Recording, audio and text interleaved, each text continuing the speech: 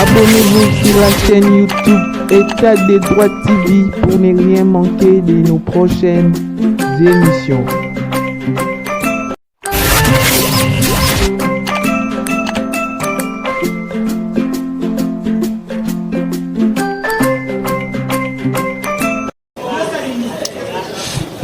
Bonjour, bande de connaissances partout à travers le monde, na État des droits TV, boza partout à travers le monde, to sepelara parce que boza ebele bozo ndabiso pe to senga na bino be bala ko s'abonner massivement na chaîne nabiso po ezala eloko mo malamu ezawa bino ndeko Gino Dio Kakabamba to elisusu lelo elongo na ndeko Enoch aza derrière la caméra to sola par rapport ya nyoso sala makana République démocratique du Congo et mingi lelo to sola na oyo uti ko sala na fin ya Ramadan ya bande ko na biso ba musulman komiko awana République démocratique du Congo ezalaki na stade de martyr et pas iwapi Ramadan et sili na ndenge ya mabe ba policier ba kufi mituka etumbami batu bazoki batu mususu bakangami toza na moko ya ba musulman ndeko Karim Kakeba tokosola na ye to ba légalité za na ngambu nini na ndeko ya Abdallah Mangala to pe na ngambu ya ndeko Youssouf Dibondo ye azawana comme état musulman a remettre un peu ko éclairer bande konyo sozo ndabiso partout à travers le monde ndenge ni makambo esa ko tambola mbote mingi ndeko Karim. Oui, mbote ndeko Gino. Oui, to sepeli bino bo pesa mbote ndenge nini. Assalamu alaikum wa rahmatullahi wa barakatuh. Naba o bazola nabiso bandeko ba musulman pe bonjour na bandeko nabiso ba chrétien. Mais avant na banda na koloba alhamdulillah rabbil alamin wa salatu wa salam ala sayyidina Muhammadin sallallahu alayhi wa sallam. Ashhadu an la ilaha illallah sharika la dawla ashhadu anna Muhammadan rasulullah. Kimia pe mapamboli ya nzambe ezala likolo ya ntoma na biso Muhammadun wazali le dernier de messagers pe na pesi mbote na bandeko musulman nyonso oyo bazali kola na biso à travers le monde. Alors pour na répondre na mituna na yo ndeko Gino, il faudra d'abord tout ça la tozonga na genèse ya problème oyo lobby to monaki memaki bato belé na ba makama ya ndenge na ndenge. Il faut toyeba que actuellement Comico les structures gérées par musulmans elles a divisé en deux. Pourquoi? Ok, belle question. Pourquoi elles a divisé en deux? En année 2020, tout le monde a ndeko Youssouf Dibondo a organisé qui assemblée sélective na niveau ya zo. Na quelques imams, na quelques candidats qui aboutissent à une élection en tant que représentant légal ya Comico. Mais selon statut ya Comico, selon règlement d'ordre intérieur ya Comico ezali structure, azali na ndingisato compétence ya organiser ba élection te parce que d'abord azaki représentant te. Aza simple candidat, azaki en quelque sorte comme opposant à se porter garant à organiser l'élection. Et voter à Komakiwana. Alors de l'autre côté, toza pe na ndeko Mangala. Sur le plan statutaire ya Comico à répondre na critères nyonso. Ba kendaki une élection ezaki organisée par ndeko Ali Mwinikou, ezaki ancien représentant légal. Président sortant. Oui, président sortant. Et ça la maki na niveau ya salle ya ministère des Affaires étrangères. Tant ba sali élection na ba candidat mususu pe ndeko Mangala a gagné la élection. Bien qu'au départ, Ndeko Ali Mouina Zaki n'a moins de difficulté à encaisser des échecs, mais quand même, on dit que les autres ont Ndeko Mangala ou Azali, représentant légal, il y a Comico, et de l'autre côté, Ndeko Dibondo ou Azali, représentant légal dans l'élection, ou Yoyomoko Salema qui sans pour autant, Azala n'a pouvoir organiser l'élection. Et on a que depuis Kala, problème on a et mais l'État congolais a arrivé à remettre un point na kati ya problème on a yango zomona jeudi et pesaki on a. Donc d'abord avant to kota pa na muzindo ya émission, je m'incline devant ba mémoire ya bande konyo so batika ibiso ko banda na ba policiers na ba musulmans. Vraiment j'ai compété avec la famille des éprouvés. Vraiment nzamba ya mba molimo ya ndeko na biso policier wana na kimé azala ko sala musala na normal, mais bon voilà. Likama Ekoela qui est vraiment, je m'incline devant sa mémoire. Ndeko Karim Olobi très bien bandi la biso na genèse ya likamwango. Mais outa 2020 wana lelo déjà mbula mobimba l'État congolais kotala deux na ebitena benga bango deux tendances ou deux protagonistes wana l'État congolais a kolobani. Mais justement ndeko quelque part na rôle ba que l'État congolais mtana sima toye mutaza tireur de ficelle. yem tazo alimenter moto dans quel sens tout monde qui même lors il y a ba consultation ou il y a botissa qui na union sacrée mokonzi ya mboka le garant de la nation ayamba qui des tendances wana et alobi boye na yebi ke na communauté na bino bozana ba problème na koyamba bino na suka to solola to bongisa c'est-à-dire à reconnaître Mangala et Dibondo c'est déjà un problème et de deux ceux qui n'a qu'un un peu vite en besoin à la veille il y a Id au moment que de l'autre côté Mangala a saisi hôtel de ville et de l'autre côté Dibondo à saisir comité de gestion à Stade de Marseille à Foutipe Bambon va réceptionner en haut sachant que les deux protagonistes sont en conflit et au moment que l'état d'Assungi oui l'état d'Assungi bisoté les lois bazomona kaka ba musulman basiliki mais il y a pas de cause sans effet il y a pas d'effet sans cause il y a pas de conséquences sans cause donc il faut qu'on ba pourquoi bandeko wana c'est vrai tozo condamner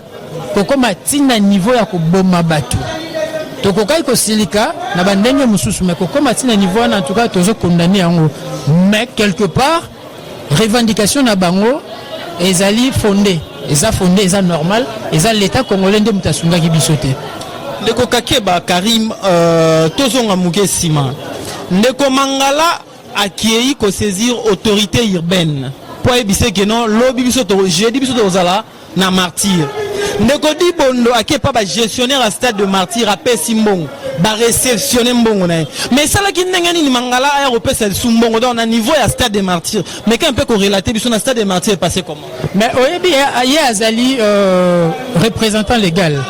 Et il faudra comme inviter en tant que musulman.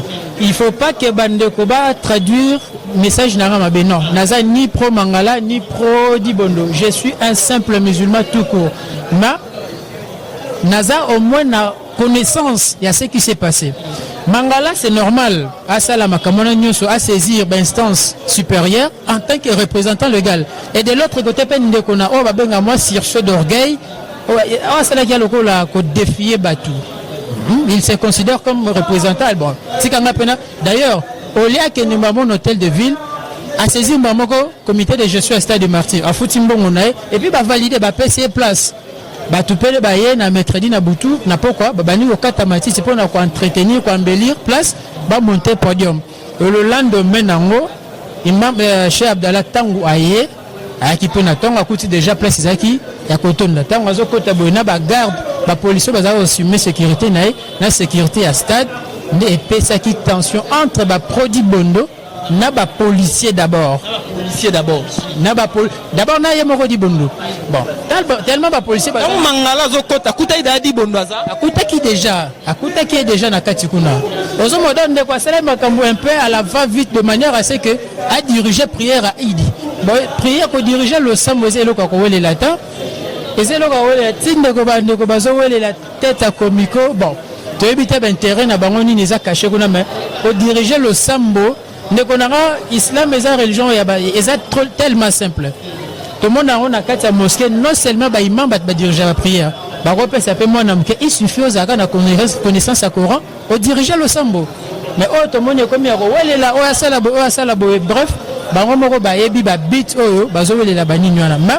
la personne a une responsabilité dans l'État congolais. L'État vraiment a aidé Bissoté. L'autre, on a plus de 30 jeunes musulmans qui sont condamnés. On se comprend. L'État vraiment a soigné Bissoté. Et ça, problème est où il presque un an d'amour. Mais l'État qui a reconnaître parti au côté, reconnaître parti au côté. On a une église de réveil.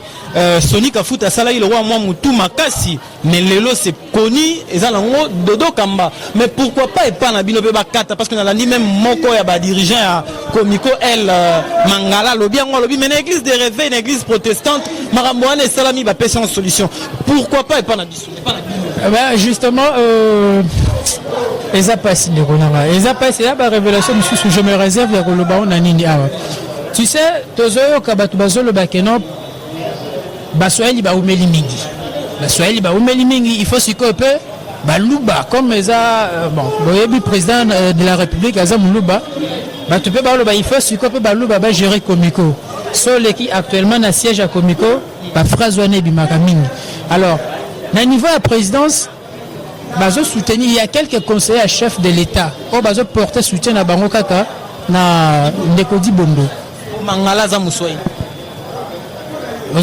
Donc quelque part ils appellent tribalisme mais biso. Alors biso to senga que l'État d'abord ça la croix de fer dans l'État. Je n'arrive pas à comprendre pourquoi on a problème au Comico. L'État a trouvé solution. Aussi longtemps que nous avons une église de réveil entre Sony Kafuta et Dodo Kamba, solution monanaque. Mais pourquoi na Comico parce qu'on a trouvé solution? Alors qu'il y a l'État va pouvoir nous. Donc ils sont aussi sur soir. Et Mangala et dit bon le top passer na vote mususu na ba candidat mususu oh non nous va travailler comme ça et mais un peu pour mettre fin na kati problème. Donc problème on a le bail qui est tireur de ficelle mususu bazan à niveau de la présidence na gouvernement et la République parce que c'est un problème qui date de longtemps 1 an et demi ils a quand même ébélé. Le président de la République va reconnaître parce que à Ebisaki en bango Yambaki bango tanga Yambaki ba président de la confession religieuse après na Osoana Bino mais Ndeko Karim aussi. Est-ce que seulement parce que Ndeko Abdallah Mangala banda ko kotana ba policier il fallait se fâcher à niveau na bobuka podium ba policier ba kufa ba tumba range revers na près de Ndeko Mandala mama Mangala nyuso wana pourquoi kandati na niveau wana boza quand même bana na nzambe bien ba musulman bana ya Ismaël pourquoi boko sala d'abord il faut que ba eloko moko faut faire la part des choses. Ce qui s'est passé le jeudi n'a rien à voir avec l'islam comme religion. Parce que jeudi, ils ont échantillon de musulmans, il y a Kishasa Koutou, même pas à Congo Mobimba. Moi je suis musulman, j'ai fait ma prière de l'Aïd à la mosquée de l'Unité 7e Mori.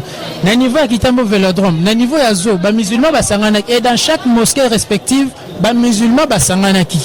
Et comme il dit eza prière ou ça les magana place publique, échantillon de musulmans bayaki na niveau à stade de martyr. Alors, kanda na bango ndenge na utai koloba ezaki le fait ya komona ndeko Abdallah Mangala. Mais on pouvait aussi canaliser leur méchanceté. Et l'autre chose déplorer. En tout cas, face à la question, on a une réponse exacte. On ne peut pas justifier le mal par le mal. Le mal reste le mal.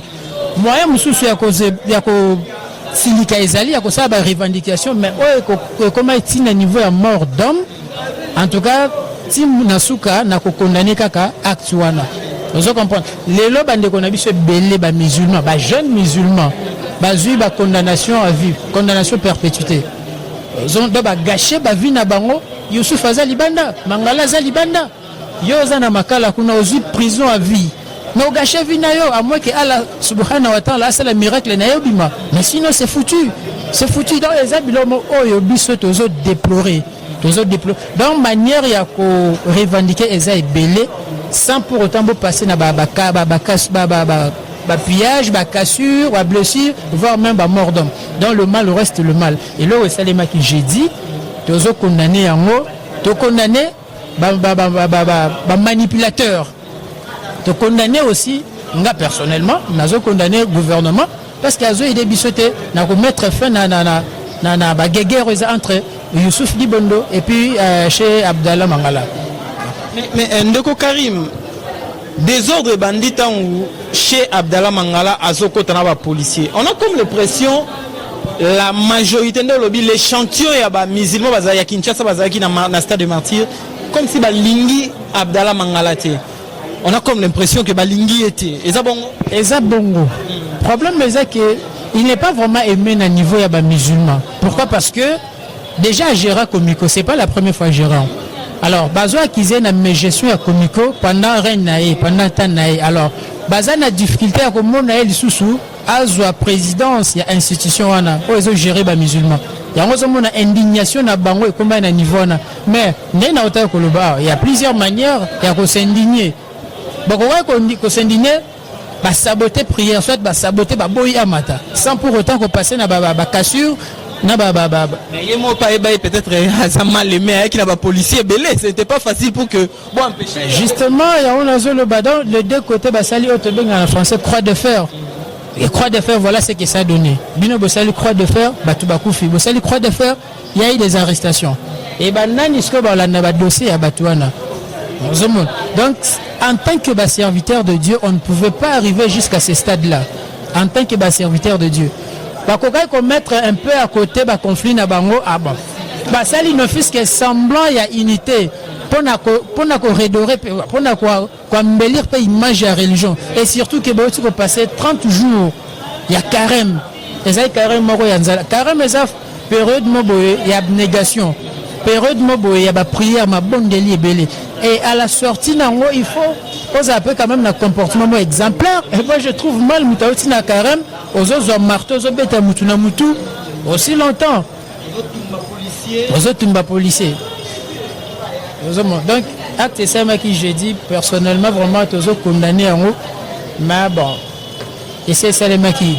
Mais il faut aussi que l'État a s'impliquer de manière à ce que solution ils ont à niveau à Comico. Les lois sur les qui na Comico ils ont à Willeriana. Au moins on a produit bondo bazwa siège en otage. Alors qu'ils ont siège à Soza pro mangala au coach makolo kunate. Te ota makolo kunate. Soza pro mangala ota makolo kunate. Alors qu'ils ont bâtiment réservé pour na Comico.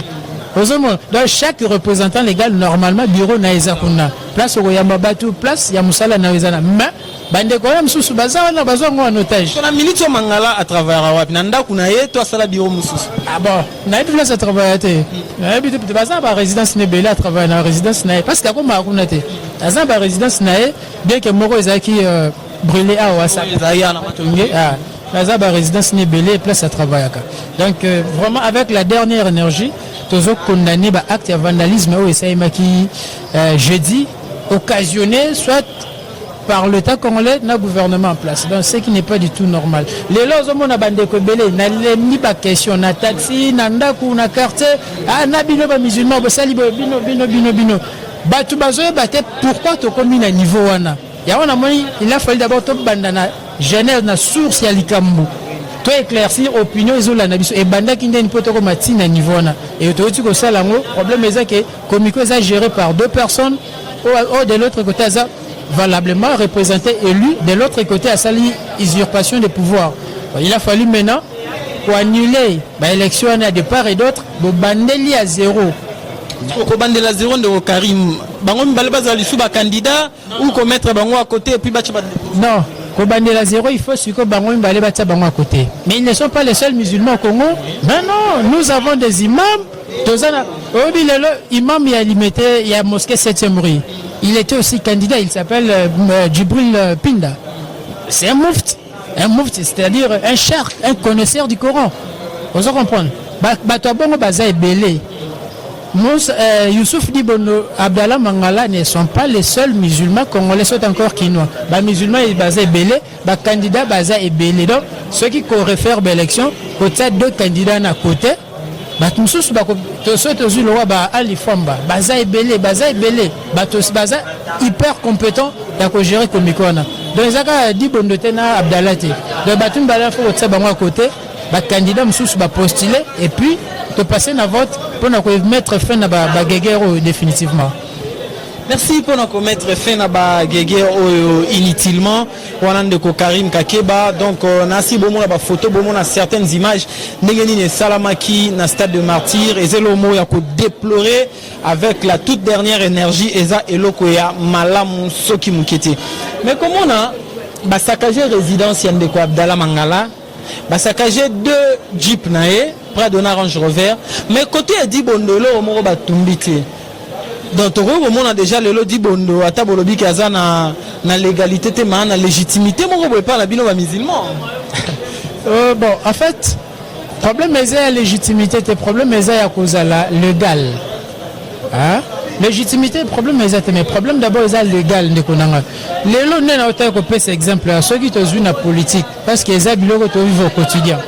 Tozongi na politique papa na biso Etienne a cela qui gouvernement na en 2011 et souka ki web chaque structure eza na ba texte ou ça la rôle ya garde-fou même nandaku na yo Gino les nouveaux mariés nandaku na yo même aux ba principe té à partir de 20h moi na moi za libanda té et bien principe on a fou et ça la respecter comico eza na ba texte Comico est un organe habilité pour organiser l'élection. C'est pas que yo opposant, tu te réveilles comme ça organiser l'élection et puis au commis chef. Non, quand nous avons marché à la contre et puis en violation, il y a des textes où ils ont régir Comico. Bien que vous allez aimer la population. Donc vous allez aimer mais donc quitter que violer le texte au bisomoko to élaborer qui. À quoi ça servir ceux qui à chaque fois tous violer en violation de violation. Dès que c'est que tout tenir sous compte na moté. Donc problème est que Ndeko du Bondo azaki candidat à organiser qui ba élection na niveau ya zo na année 2020 azalaki élu par l'ensemble de quelques imams. Mais ezalaki élection moko légalité illégale dans quel sens azak na pouvoir ya organiser l'élection par rapport à règlement d'ordre intérieur ya Comico en tant que Asbel. De l'autre côté Abdallah Mangala ou à qui maintenant remise et reprise na Alimou Ninkou, ancien représentant légal, ou à organiser qui élection légalement. Et à Zala qui élu. Donc, problème est à niveau de légalisation à bas texte. Nous avons les lois de la constitution, mais besoin de respecter alors que c'est la loi fondamentale de la nation. On a cette importance dans nous souhaité. Donc, l'autre aussi a plus. Oui, tous à la rapenza émotif à la vie. Faut tout ça, il a un peu moins de ma rationalité. Vous comprenez? Ça fait mal. Notre option a un problème. Je suis ni pour Dibondo, ni pour Mangala. N'a pas éclairci par rapport à déroulement à fait n'engue ma camozoleka. De l'autre côté, Naroba qui dit Nani Abdallah, problème est que le local a travaillé déjà. Même après, je me plains. La gestion naïe. Mais bon, qu'est-ce qu'il faut faire? De l'autre côté, Ndeko, non, a travaillé. C'est aussi une bonne chose. Aïna mon PPS, quand même manière, procédure, et celle qui a comme Mawana, Yangonete. Vous comprenez? Donc il a fallu que le gouvernement a remettre Bango Mbale en cause, va organiser l'élection, n'a pas candidat, il doit élaguer Bango, la liste, candidat. Il y a plusieurs musulmans compétents. Oh, bazo koufana ba compétence na niveau ya bandako. Et qu'on va peut servir ba compétence na Bango na mais bon. Tellement baza inconnu, tu vois Bango ndé. Donc il faut que ça et Mangala et Dibondo à côté pour organiser l'élection, n'a pas candidat msusu pour na to mettre fin à problème avec les musulmans pour ils ont fait sa image mort ya mabe. Image mort penza ya Sony.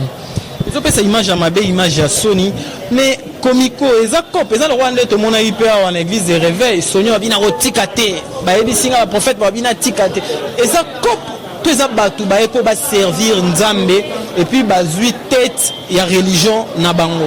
Ou alors bazoya ba ebi que derrière Comico moi mpata yaka moi don yaka moi makamusu moi avantage x ou y parce que ceux ezalika ko servir à la ndenge bino bobengaka ye so babino tika otika non facilement mais so bato bazo boya oya ki a créer Comico na ye oya lobi bureau a muto ko tateka nga c'est que comment moi cop mo robo nam alhamdulillah pour la question réponse est aussi maman pas na moko vous comprenez tant eza eloko moboy so ezalika na service ya Nzambe.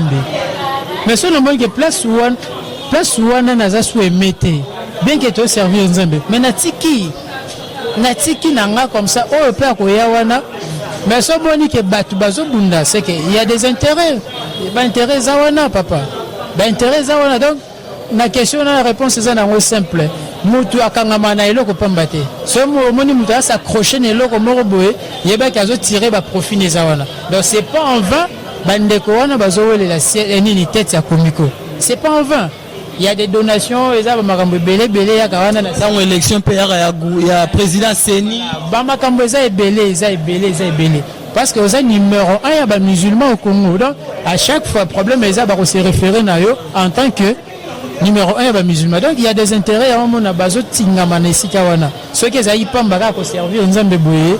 Mais ceux qui na ba mosquée net na ba prière ya ba jour il y a rare de mosquée où mon imam aza permanent tamsu na prière à 12h à 7h 15h à 7h mais dis-moi prière à 16 il y a 18h 19h bazala wana ozomo siko pourquoi ozotinga mana eloko yebi kete eza na ona mbongo te na vandara wana non donc ba profit mususu ezali yango ba ligne ko s'accrocher na eloko wana Bah profil monsieur ezali yango balingi ko s'accrocher na eloko wana ndeko Karim merci beaucoup na rolinga reçoit vraiment temps mingité soit quand même na moment ko adresser na bandeko nyonso o balandi biso surtout mingi bandeko ba musulman ko bisa na bango nini na bandeko ba musulman na ko lubake tozala na sober patience tozala na sober et puis patience toyoti ko passer moment moko moulai ya Karim na biso ya mois ya Ramadan ezaki moi moko esantu moi moko ya ba prière tolinga ko gasha ngote na ba intérêt moko particulier na ba non musulman na olobaka que o eleka qui jeudi n'a rien à voir avec l'islam o ezaki conflit moko entre ba individus entre ba particuliers parce que le même jour eza bandeko belé na Kinshasa basamelaki sans que ata makelele esalema mais malheureusement ba médias na biso elobeli ngote. Il y a aussi un problème de ça. Le Bélamine, place aux aguets belé, puis tu sais que Ramadan aussi. Oyebi, na niveau à Est, baota ko boma imam, en plein mosquée na Beni. Nous le bela moté. Lobami. Média ba le bela moté, silence radio. Donc bozala baza wana ba média pour combattre l'islam. Mais la religion ensemble. Non, Tolobaï ya Beni, non? Tolobaï qui a bomi. Mais il s'allait maquiller les tégos les il s'est mis les lots. Parce que Obino bomi. Mais on a connu siko abiboma qui est morota baboma qui est pe et pas ba rebelle. Donc na ko liwa ya ndeko ya imam na liwa ya policier eza ba acte ya ko condamner. Donc voilà en quelque sorte ce qui s'est passé le jeudi et zali kaka résultat ba conflit mo umela na niveau ya komiko o l'état congolais na biso azokoka ko imposer to retrouver solution te.